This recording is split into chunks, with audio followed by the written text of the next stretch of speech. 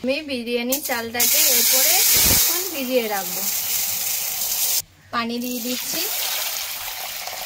এরপর এটাকে আমি হালকা হাতে ধুয়ে নেব। বিরিয়ানির চাল সবসময় হালকা হাতে ধোয়ার চেষ্টা করবেন যাতে এটা ভেঙে না যায়। এটাকে বেশি চটকিয়ে ধুলে পারে চালটা ভেঙে যাবে, আর ভেঙে গেলে ভাতটা ভালো হবে না, তাই হালকা হাতে ধুয়ে নেবেন। এটা রাখি ভিজিয়ে কিছুক্ষণ। চলুন এরপর আলুটা সেদ্ধ করে নেব। আলুটা আমি ছিলে কেটে রেডি করে রেখেছি, ঠিক এরকম করে যেমন বিরিয়ানিতে আলুগুলো লাগে সেরকম। আর আজকে আমি আলুটা সেদ্ধ করব প্রেসার কুকারে।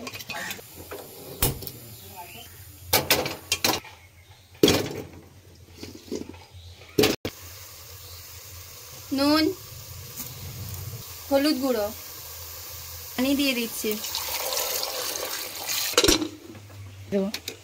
এটা দুটো সিটি দিয়ে নেব। এখানে আমি 2 কেজি চিকেন নিয়েছি, আর চিকেনগুলো আমি এরকম গোটা গোটায় রেখেছি। লেগ পিসগুলো বড় বড় পিস রাখার চেষ্টা করেছি, যেরকম বিরিয়ানির মাংসের পিসগুলো হয়। চলুন এটাকে ম্যারিনেট করে নিই। ম্যারিনেট করে নিচ্ছি। প্রথমে নুন দিয়ে দিচ্ছি, পরিমাণ মতো হলুদ গুঁড়ো, পরিমাণ মতো লঙ্কা গুঁড়ো, পরিমাণ মতো জিরে গুঁড়ো, পরিমাণ মতো ধনে গুঁড়ো। এরপর দিয়ে রাখছি বেটে রাখা আদা রসুনটা। এরপর দিয়ে দিচ্ছি টক দই। এরপর দিয়ে দেবো পরিমাণ মতো বিরিয়ানি মশলা। বিনা তেলে ভেজে রাখা পেঁয়াজটা আমি এর মধ্যে দিয়ে দিচ্ছি। আমার খালা এই পেঁয়াজটা বিনা তেলে ভেজে রেখেছে। এই বেরেস্তাটা কিন্তু খুবই ভালো আমাদের স্বাস্থ্যের পক্ষে, যেহেতু এটাতে তেল নেই। আর এই রেসিপিটা যদি আপনাদের চাই কমেন্টে অবশ্যই একটু জানাবেন।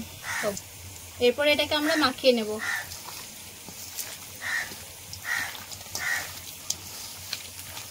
দিয়ে দিচ্ছি একটু চিনি,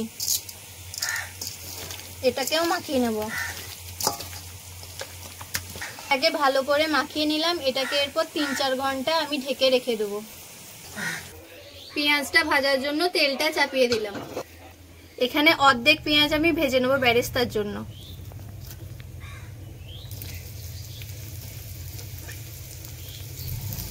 এদিকে পেঁয়াজটাও সঙ্গে সঙ্গে আমরা ভেজে নিচ্ছি। ভাতটার জন্য পানিটা চাপিয়ে দিলাম। এরপর মশলাগুলো দিয়ে দিচ্ছি। গোটা মশলা এখানে দিয়েছি দারচিনি, লবঙ্গ, গোলমরিচ আর তেজপাতা, আর দিয়ে দিচ্ছি এলাচ। দিচ্ছি একটু সাদা তেল।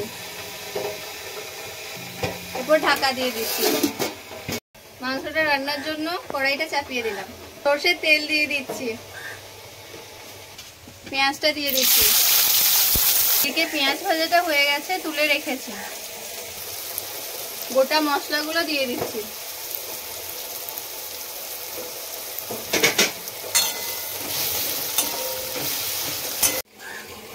মাংসটা এরপর দিয়ে দেব। ম্যারিনেট করে রাখা মাংসটা এরপর দিয়ে নিচ্ছি।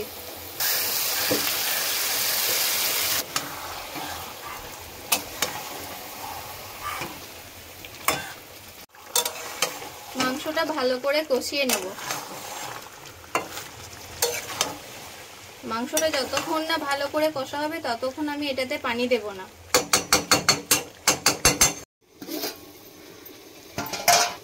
পানিটা ফুটে গেছে, এরপর চালটাকে দিয়ে দিচ্ছি।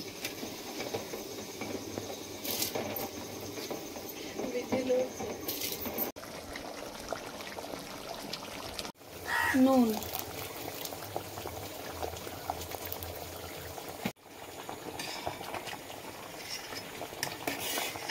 ভাতটা হয়ে গেছে। ভাতটাকে আমি কষিয়ে নেব।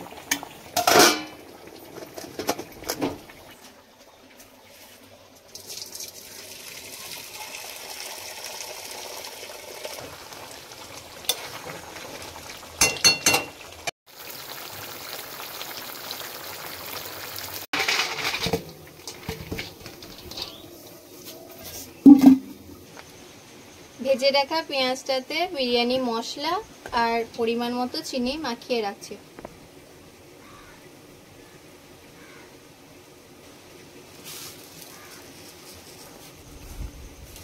এরপর দুধের একটা মিশ্রণ বানিয়ে নেব। এর জন্য এখানে গরম দুধ নিয়ে নিয়েছি। এর সাথেই দিয়ে দিচ্ছি কেওড়া জল, সাথেই দিয়ে দিচ্ছি গোলাপ জল।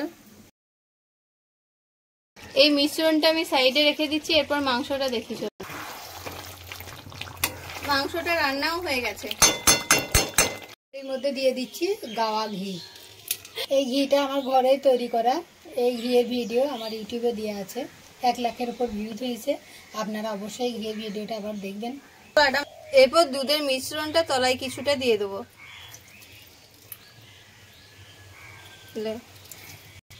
এরপর ভাত দিয়ে দিচ্ছি।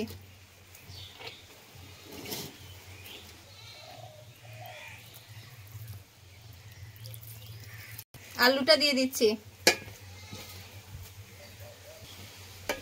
আমি বিরিয়ানিটা দুটো লেয়ারে সাজাবো, তাই অর্ধেকটা আলু দিয়ে দিচ্ছি আর অর্ধেকটা মাংস দেব।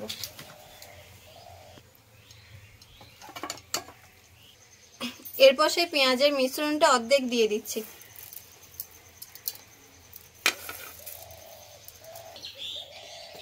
এরপর দুধের মিশ্রণটা আবারও দিয়ে দিচ্ছি। বাকি আলু ভাজাটা দিয়ে দিচ্ছি। কড়াইয়ে লেগে থাকা মাংস যে গ্রেভিটা আছে ওটা আমি একটু ভাত মেখে বিরিয়ানির মধ্যে দিয়ে দিচ্ছি। বাকি ভাতটা দিয়ে দিচ্ছি। বাকি পেঁয়াজের মিশ্রণটাও দিয়ে দিচ্ছি। ভাতটাকে সামান্য কালার করার জন্য একটু জাফরান রং দিয়ে দিচ্ছি।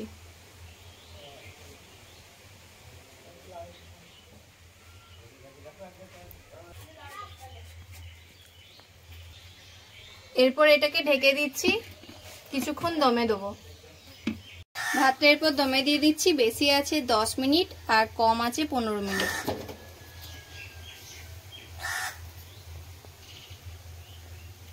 এটা দেখি। এবার বিরিয়ানিটা কেটে কেটে মাখিয়ে নেব হাঁড়ি।